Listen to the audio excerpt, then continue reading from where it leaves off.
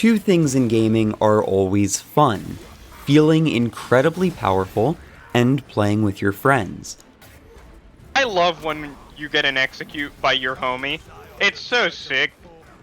And Warhammer Space Marines 2 nails both of these. It's a horde shooter that does it right. Let's talk about how. So first things first, you are a Space Marine, which is part of the Warhammer universe. Warhammer, for those who somehow don't know, is a space battle game that is very popular. You have different alien factions, and they're locked in a state of constant war. In this game, you play as the human faction, a dystopian, a glorious faction led by the Emperor of Mankind, who sits upon his golden throne. You will never see him, because he is above you. He is God. You play as a Space Marine, genetically modified super soldiers who get the hardest of missions and are expected to succeed against the worst of evils. For people that have played the tabletop game, you get to see very iconic sights from that brought to life in a video game, right away nailing the thematic aspect of, is this game fun to just look at? The other thing about this setting, though, is that there are trillions of enemies.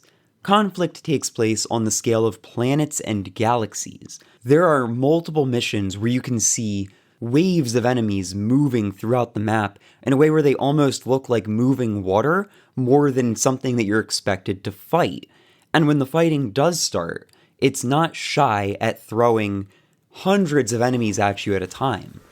But what this game does right is that you can realistically take these enemies on. More than that, you can do it with two brothers at your side.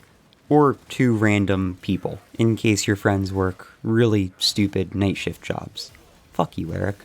That aside, there's a few things that this game does incredibly well. There are multiple different classes with different specializations. Each class has its own type of weapons that it can use, but it will also share some weapons with a different class. This means that leveling up your weapons will help you level up a different character, creating a very nice feeling cross progression. On the other hand, there are character-specific weapons, such as the sniper being the only character that can use snipers.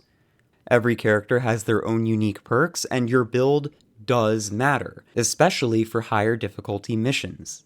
They also have a unique character skill, such as a grappling hook, a jetpack, the ability to go invisible, and a lot more. But the main thing that this game does right, as I said, is the combat. So it's a horde shooter, which by nature means that there are going to be more enemies on screen at a time than you can realistically deal with. While other games, such as Devil May Cry, will balance big hordes by making it so they don't attack unless you're looking at them, what this game does is make taking damage part of the experience. Your health bar is separated into two parts, your armor and your health. Your armor can take a lot more damage before it breaks, but more than that, you can get it back using the various combat mechanics. Executes will give you back an armor pip. Gun strikes that are lethal will give you back an armor pip. Parrying any of the numerous small enemies that you see will give you back an armor pip. What this means is as long as you're playing well, you're typically not going to be losing health. But if you do get hit, there's another mechanic that makes this game feel really good: the rally system. You don't just lose your health, instead it goes gray, and you get a few seconds where dealing damage will give you some health back. This isn't a new system, but damn it, it feels good in every game it's ever been in, so I'm not complaining. To balance this out, if you do mess up, you tend to take a lot of damage.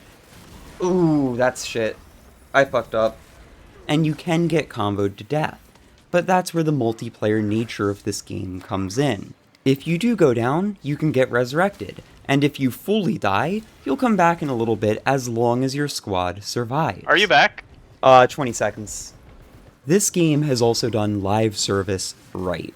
Since the game's released, there's been a new class added, multiple new weapons, new modes, new rarities of weapons, and so much more. The mission count has literally doubled from when this game released, and it already released with a pretty solid 5 or 6 operations. which is the PvE multiplayer-focused missions. So it had a campaign on top of everything that I'm talking about here. As Horde shooters go, it just did so much right. And none of the new stuff is in a Warbond or DLC, it's just been added to the game. My favorite addition is definitely the stratagem mode, where there's special modifiers to missions that make them not just harder, but very different in general. So the one that I was doing for footage of this video massively increased the amount of little enemies that spawn in, and I got some really cool clips.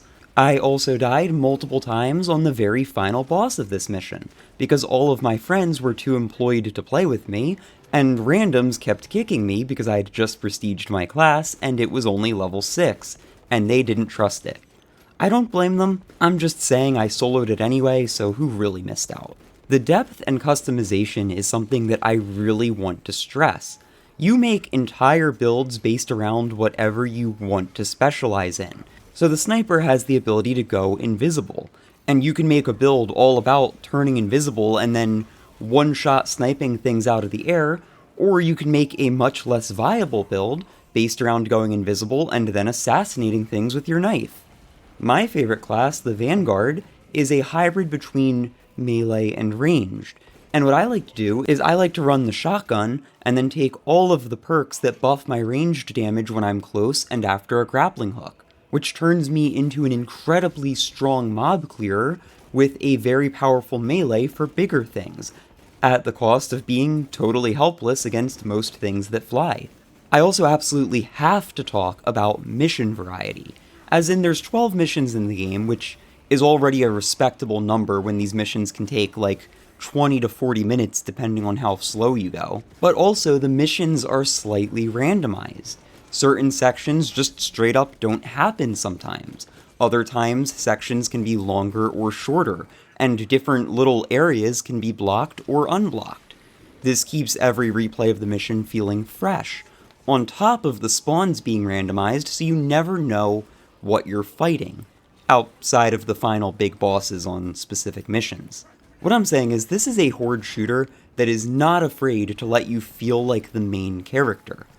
It's also not afraid to make you feel like an expendable grunt, and which way that swings is going to be based entirely on your skill, most of the time. Honestly, this game does so much right in terms of just the amount of content in it, it's hard to isolate specific things that make it so good. If I had to pick 3, I'd say it's the progression system being so fleshed out and dynamic, the core combat feeling really good and fair despite being a Horde game, and the customization being everything that anyone could want. Sometimes people actually use the customization settings in this game to see how it would look if they painted their figures with certain colors. Warhammer, for those who don't know, you buy the models and then build and paint them yourself. I can paint and build about as well as a blind badger, so it's not for me, but I can still respect how good the game does this. And just as a bonus, of course, any game that you can play with your friends automatically is better. If it can stand on its own as a single-player game, that's incredible, but I can't overstate the COD Zombies effect of this game, where you can just play through missions with your friends and talk about life, because unless you're doing one of the really hard challenges, the gameplay is just engaging enough to be fun, but just easy enough that it doesn't demand your full attention, which is a really nice sweet spot. And you can hit that sweet spot by just lowering the difficulty if you're not as good at games. You'll still be making decent progress on your character and unlocks. To sum it all up, I think Space Marines 2 should be studied as a Horde game done right. So many games in this genre miss the mark in some way. Whether it's in difficulty, progression, or everything, this is a hard genre to make a game in, and I think this one nails it.